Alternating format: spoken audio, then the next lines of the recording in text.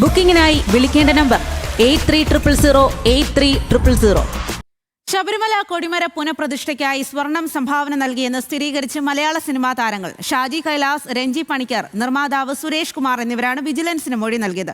Super താരങ്ങളായ മോഹൻലാലും സുരേഷ് ഗോപിയും മൊഴി നൽകാൻ തയ്യാറാണെന്ന് വിജിലൻസിനെ അറിയിച്ചു.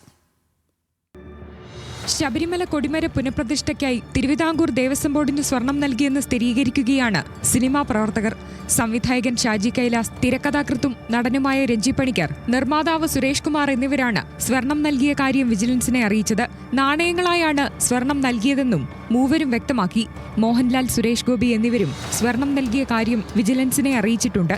മാത്രമല്ല, മൊഴി നൽകാൻ തയ്യാറാണെന്നും സൂപ്പർ താരങ്ങൾ വ്യക്തമാക്കി. അടുത്ത ആഴ്ചയോടെ ഇരുവരുടെയും മൊഴിയെടുക്കാനാണ് അന്വേഷണ സംഘത്തിന്റെ നീക്കം.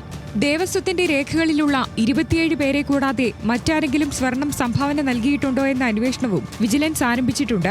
ഇതിനായി സ്വർണം സംഭാവന നൽകിയവർ അറിയിക്കണമെന്നാവശ്യപ്പെട്ട് മാധ്യമങ്ങളിൽ പരസ്യം നൽകാനാണ് വിജിലൻസ് തീരുമാനം. ഇത്തരത്തിൽ തെളിവുകളുമായി വരുന്നവരുടെ സ്വർണത്തിന്റെ അളവ് കൂടി കണക്കാക്കിയാൽ യഥാർത്ഥത്തിൽ എത്ര സ്വർണം കിട്ടിയെന്നുറപ്പിക്കാനാകുമെന്നാണ് വിജിലൻസിന്റെ പ്രതീക്ഷ. അതിനിടെ സ്വർണ്ണക്കൊള്ളക്കേസിൽ ശാസ്ത്രീയ പരിശോധനയ്ക്കായി ശേഖരിച്ച സാമ്പിളുകൾ നാളെ പ്രത്യേക അന്വേഷണ സംഘം കോടതിയിൽ ഹാജരാക്കും. സന്നിധാനത്തെ ദ്വാരപാലകപാളികൾ, കട്ടിളപ്പാളികൾ, ശ്രീകോവിലിന്റെ വശങ്ങളിലെ തൂണുകൾ എന്നിവിടങ്ങളിൽ നിന്ന് ശേഖരിച്ച സാമ്പിളുകളാണ് ഹാജരാക്കുക. തുടർന്ന് കോടതിയുടെ അനുമതിയോടെ ജംഷഡ്പൂരിലെ ദേശീയ മെറ്റലർജിക്കൽ ലബോറട്ടറിയിലേക്ക് അയക്കും. ഒരാഴ്ചയ്ക്കുള്ളിൽ ഫലം ലഭിക്കുമെന്നാണ് SITയുടെ പ്രതീക്ഷ. ഈ മാസം 18-ന് ദേവസ്വം ബോർഡ് മുൻ പ്രസിഡന്റ് പത്മകുമാർ അറസ്റ്റിലായിട്ട് ഒരു കേസിൽ 90 ദിവസം തികയും. അന്ന് തന്നെ സ്വാഭാവിക ജാമ്യത്തിനു വേണ്ടി അപേക്ഷ നൽകാനാണ് പത്മകുമാറിന്റെ നീക്കം.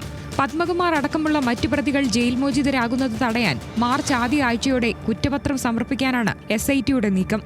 ന്യൂസ് മലയാളം, തിരുവനന്തപുരം. ബുക്കിംഗിനായി വിളിക്കേണ്ട നമ്പർ 8300083000.